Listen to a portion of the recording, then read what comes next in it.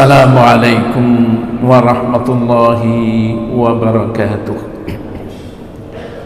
Alhamdulillah, nahmaduhu wa nasta'inuhu wa nastaghfiruh wa na'udzu billahi min shururi anfusina wa min sayyiati a'malina. May yahdihillahu fala mudilla lahu wa may yudlil fala hadiya lahu. Asyhadu an la ilaha illallah wahdahu la syarika lahu wa asyhadu anna Muhammadan abduhu wa rasuluh. Allahumma salli wa sallim ala Muhammad wa ala alihi wa sahbihi ajma'in. Amma ba'd. Bapak-bapak, ibu-ibu sidang jamaah salat subuh kaum muslimin dan para pendengar yang dirahmati Allah, marilah kita tidak ada henti-hentinya memanjatkan puji syukur kehadirat Allah subhanahu wa ta'ala atas limpahan rahmat dan karunia-Nya, sehingga sampai pagi hari ini kita masih diberi kekuatan dan kesehatan oleh Allah sehingga kita dapat melaksanakan ibadah. Kita berdoa dan berharap mudah-mudahan ibadah kita dicatat oleh Allah subhanahu wa ta'ala merupakan amal yang saleh insyaallah.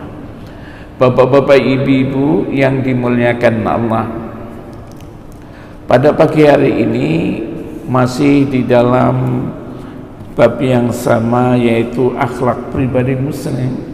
Salah satunya lagi adalah bahwa seorang muslim hendaklah punya sifat sabar.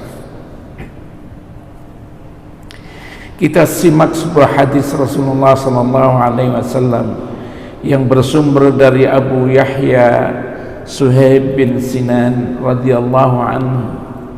Hadis ini diriwayatkan oleh Imam Muslim. An Abi Yahya Suhaib bin Sinan radhiyallahu anhu qala Rasulullah sallallahu alaihi wasallam, ajaban li amril mu'min, inna amrahu kullahu lahu khair wa laysa dhalika li ahadin illa lil mu'min. In asabathu sarra syakar fakana khairan lahu, fa in asabathu dharra sabar fakana khairan lahu. Rawahu Muslim. Menakjubkan urusan orang mukmin itu, kata Rasulullah, inna amrahu kullahu lahu khair, sesungguhnya semua urusan orang mukmin itu adalah kebaikan baginya. Walaysa dzalika li ahadin illa lil mu'min, yang demikian itu bukan untuk setiap orang, hanya untuk orang mukmin. Kemudian Rasulullah sallallahu alaihi wasallam bersabda, inna asabathu sarra syakar, apabila diberi kenikmatan orang mukmin itu syakar, dia itu bersyukur, fakana khairan lahu, dan itu merupakan kebaikan baginya. Wa in asabathu dharra sabar, tapi sebaliknya apabila seorang muslim ditimpa musibah, ditimpa kemalangan, sabar, dia itu bersabar, fakana khairan lahu, dan itu merupakan kebaikan baginya. Rawahu Muslim. Hadis diriwayatkan oleh Imam Muslim. Bapak-bapak, ibu-ibu, para pendengar yang dimuliakan Allah, Rasulullah sallallahu alaihi wasallam memberikan pelajaran kepada kita yang sangat penting, yaitu seorang mukmin semua urusannya adalah kebaikan. Kemudian diingatkan oleh Rasulullah sallallahu alaihi wasallam, apabila seorang mukmin ditimpa atau diberi kenikmatan, maka orang mukmin itu bersyukur. Bersyukur dia, hatinya memuji Allah subhanahu wa ta'ala atas nikmat yang diberikan oleh Allah kepadanya. Lisannya mengatakan alhamdulillah, al-jawarih, anggotanya, amalnya, dia mau mengamalkan apa kenikmatan yang diberikan oleh Allah kepadanya, digunakan untuk hal yang sesuai dengan aturan Allah dan aturan Rasulnya. Tapi sebaliknya, apabila seorang mukmin ditimpa musibah, ditimpa kemalangan, orang mukmin itu juga harus sabar, dan itu merupakan kebaikan baginya. Nanti kita jelaskan bentuk-bentuk sabar seperti apa. Apa itu sebetulnya sabar itu? Sabar di dalam bahasa Arab dikatakan menahan atau mengekang. Sabar secara bahasa artinya menahan atau mengekang. Dalam pengertian istilah, sabar itu apa? Sabar itu adalah menahan diri dari segala sesuatu yang tidak disukai karena mengharap ridha Allah Subhanahu wa ta'ala. Sekali lagi, sabar itu adalah menahan diri dari segala sesuatu yang tidak disukai karena mengharap ridha Allah Subhanahu wa ta'ala. Menurut Imam Al-Ghazali, sabar itu hanya untuk manusia. Bahkan ini merupakan ciri khas manusia. Sedangkan binatang tidak punya sifat sabar. Malaikat juga tidak memerlukan sifat sabar itu. Hanya untuk siapa sabar itu? Hanya untuk manusia. Apalagi untuk orang mukmin. Yusuf Al-Qaradawi dalam bukunya, dia mengatakan ada 6 macam bentuk kesabaran itu. Pertama adalah sabar menerima cobaan hidup. Seseorang itu dicoba oleh Allah 2 hal. Kadang-kadang dicoba oleh Allah dengan kenikmatan. Yang kedua, kadang-kadang seseorang itu dicoba oleh Allah dengan musibah.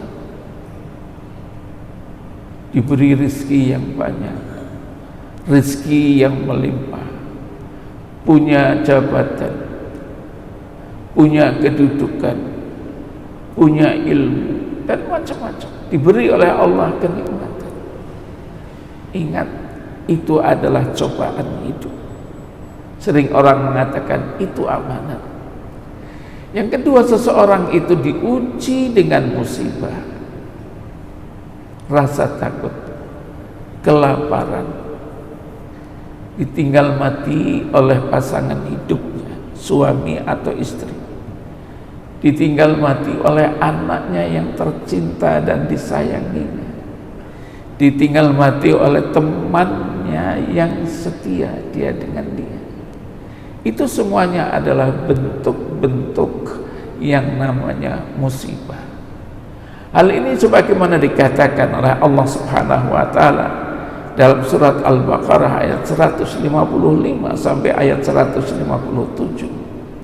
Allah berfirman, "Walanabluwannakum bisyai'in minal khawf wal ju' wa naqsim minal amwali wal anfusi was thamarat wa basyiris sabirin."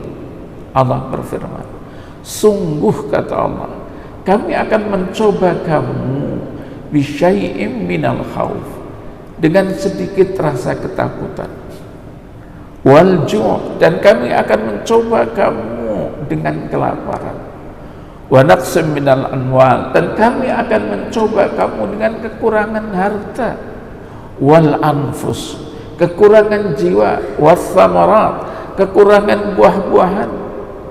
Selanjutnya Allah berfirman, wa basyiris sabirin, beritahukan Muhammad kepada mereka orang-orang yang sabar.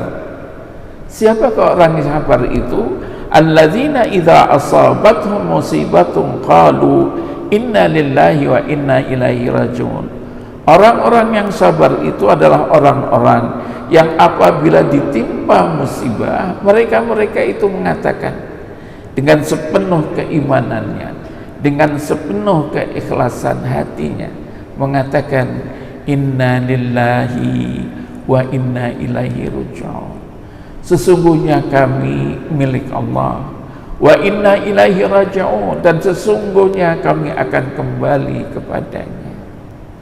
Ada yang memberikan tafsir lagi, innana wa inna kullama fina lillah, sesungguhnya kami dan apa yang ada pada kami milik Allah, wa inna ilaihi raji'un, dan sesungguhnya kami dan apa yang ada pada kami akan kembali kepadanya. Ulaika alaihim salawatun min rabbihim warahmah, mereka itulah yang mendapatkan berkah, mendapatkan kasih sayang dari Allah di dalam hidupnya. Wa ulaika humul muhtadun, dan mereka itulah yang mendapatkan bimbingan, petunjuk di dalam hidup ini. Begitu Allah Subhanahu wa taala berfirman. Yang kedua adalah sabar dari keinginan hawa nafsu. Hawa nafsu menginginkan segala macam kenikmatan hidup, kesenangan dan kemegahan dunia. Untuk mengendalikan diperlukan kesabaran. Jangan sampai sesuatu kesenangan hidup menyebabkan lupa diri dari mengingat Allah Subhanahu wa taala. Jangan kita ikuti terus hawa nafsu kita untuk meraih kenikmatan-kenikmatan hidup kita. Untuk menghadapi itu perlu sabar. Allah mengingatkan di dalam surat Al-Munafiqun ayat 9, Allah berfirman, ya ayyuhalladzina amanu la tulhikum amwalukum wala auladukum an dzikrillah wa man yaf'al dzalika fa ulaika humul khasirun. Allah mengingatkan, ya ayyuhalladzina amanu, wahai orang-orang yang beriman, la tulhikum amwalukum wala auladukum an dzikrillah, janganlah harta-hartamu, anak-anakmu menyebabkan kamu lupa dari mengingat Allah. Ingatkan, jangan sampai harta kita, anak-anak kita lupa mengingat Allah.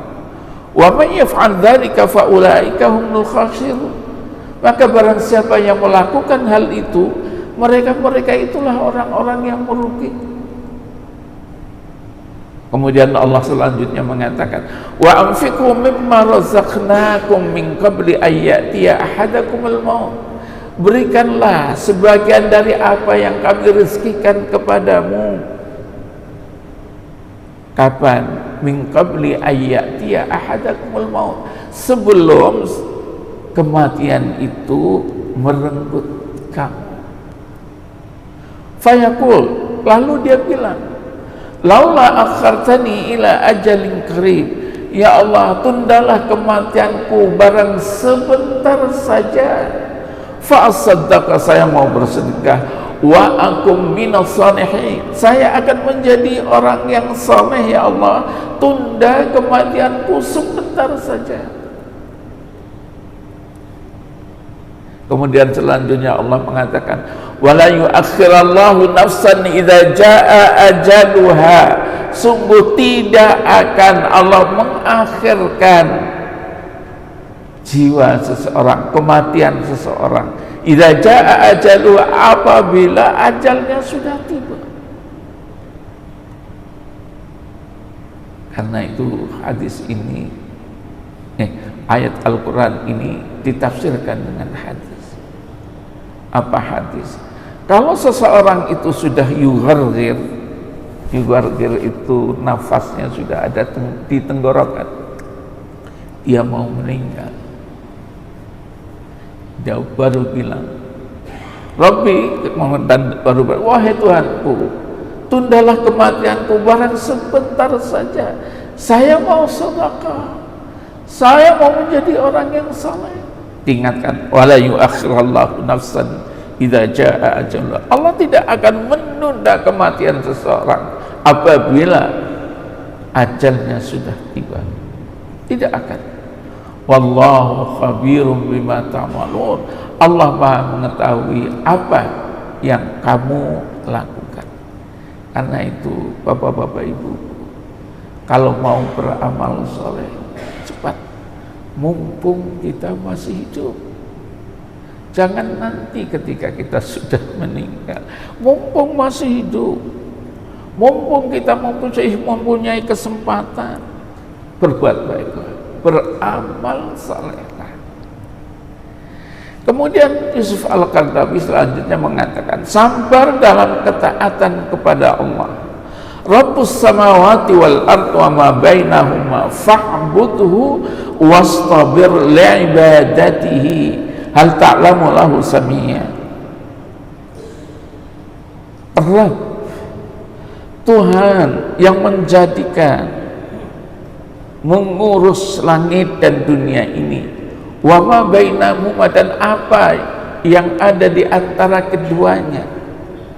Allah berfirman, fa'budhu, sembahlah Dia, wastabir li'ibadatihi, dan sabarlah di dalam beribadah kepadanya. Hal ta'lamu lahu samia, apakah kamu tahu orang itu, ada orang yang menyamainya? Dalam surat Maryam ayat 60. Jadi di dalam ketaatan beribadah kepada Allah itu perlu kesabaran. Bapak-bapak, ibu-ibu, tidak semua orang bisa salat subuh berjamaah. Tidak semua orang. Tidak semua orang dia membuka pintunya, rumahnya, melangkahkan kakinya menuju ke masjid untuk salat jamaah. Tidak semuanya. Itu perlu kesabaran. Bang, apalagi didahului di rumah dengan salatul lail, salat tahajud, pergi terus. Tidak semua. Malah kita sering mengatakan atau sering mendengar, kalau orang itu tahu pahalanya salat isya dan salat subuh, maka dia akan berjalan dari rumahnya walau habwan, walaupun dia itu merangkak. Atau kalau mau tahu, orang itu mau tahu pahalanya, besarnya pahalanya salat 2 rakaat sebelum salat subuh, maka dia akan keluar dari rumahnya walau habwan, walaupun dia merangkak dengan lututnya. Perlu kesabaran dalam taat. Yang keempat adalah sabar di dalam dakwah. Luqman mengatakan kepada anaknya, ya bunayya aqimis salat, wahai anakku, dirikanlah salat, wa'mur bil ma'ruf wanha 'anil munkar, perintahlah kebaikan, cegahlah kemungkaran anakku. Kemudian Luqman mengatakan, wasbir 'ala ma asabak, sabarlah terhadap apa yang menimpa dirimu dalam berdakwah, amar ma'ruf dan munkar. Sabar apa yang menimpa diri. Juga Yusuf Al-Qaradawi mengatakan yang kelima adalah sabar di dalam perang. Dalam surat Al-Baqarah ayat 177 Allah mengatakan ciri orang-orang yang bertakwa adalah was-sabirina fil ba'sa wad-dharra wa hinal ba's ulaika alladzina sadaqu wa ulaika humul muttaqun. Ciri orang-orang yang bertakwa adalah was-sabirina fil ba'sa, orang-orang yang sabar di dalam kesempitan, wad-dharra, dan orang-orang yang sabar ketika dalam keadaan tidak kesempitan. Kalau tadi ad-dharra juga dalam enggak ad-dharra itu kesempitan, kemalangan. Wa hinal ba's, dan orang-orang yang sabar hinal ba's, dalam peperangan sabar dia. Jangan sampai mundur, kecuali mundur untuk mengatur taktik dan strategi peperangan. Jangan sampai mundur ketika di dalam peperangan berkecamuk. Dikatakan oleh Allah, ulaikal ladzina shadaqu, mereka itulah orang-orang yang benar imannya, wa ulaika humul muttaqun, dan mereka itulah orang-orang yang bertakwa kepada Allah Subhanahu wa taala. Jadi termasuk sabar di sini adalah sabar di dalam peperangan. Imam Ghazali Yusuf Al-Qaradawi selanjutnya mengatakan, yang keenam adalah sabar di dalam pergaulan hidup ini. Di dalam rumah tangga kita sabar antara suami dan istri, saling memahami. Antara tetangga yang satu dengan tetangga yang lain bersabar, saling memahami. Antara kawan sabar, antara yang satu dengan yang lain. Apalagi di dalam hubungan suami istri. Apabila suami itu melihat sesuatu yang tidak suka dengan perilaku istrinya, sabar, nasihati dia. Sehingga dikatakan oleh Allah Subhanahu wa taala, wa'ashiruhunna bil ma'ruf. Pergaulilah mereka istri-istrimu itu dengan baik. Fa in karihtumuhun, apabila kalian ada sesuatu yang tidak suka kepada mereka, fa'asa an takrahu syai'an wa yaj'alallahu fihi khairan katsira.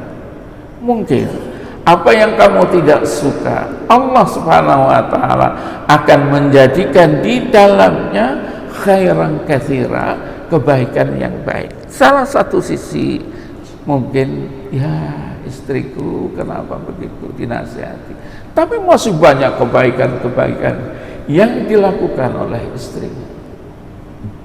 Istri alhamdulillah dia penyayang, alhamdulillah dia pengertian pada suami, alhamdulillah dia pengertian menyayangi anak-anaknya, alhamdulillah.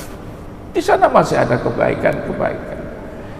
Jangan hanya ada kesalahan satu, semua kebaikan itu rasanya hilang.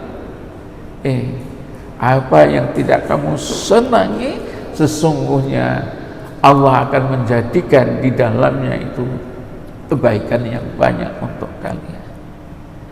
Bapak-bapak, ibu-ibu, keistimewaan sabar tidak ada lain kecuali adalah surga. Tidak usah bacakan ayat Quran ini.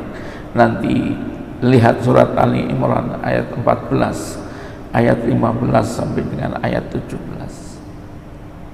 Kemudian lawan daripada sabar itu adalah al-jaza, keluh kesah, gelisah, sedih, cemas.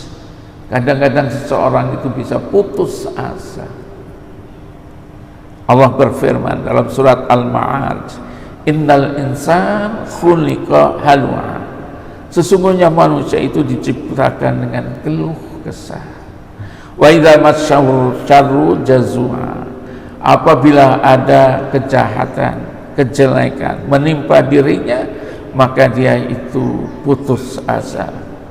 Wa idza massahul khairu manua, tetapi apabila kebaikan diberikan kepadanya, dia pelit, bakhil. Illal musallin, kecuali orang-orang yang salat, yang tahu tentang adab, yang tahu tentang etika, bagaimana adab kepada Allah dan adab kepada Rasulnya dan adab kepada sesama manusia ini. Bapak-bapak, ibu-ibu, inilah sabar. Apakah sabar itu ada batasnya? Ternyata Allah mengatakan sabar itu tidak ada batasnya. Sampai kapan? Hatta ya'tiyakal yaqin, sehingga kematian itu merenggutmu. Sabar tidak ada batasnya. Wabillahi taufiq wal hidayah. Wassalamualaikum warahmatullahi wabarakatuh. Sallallahu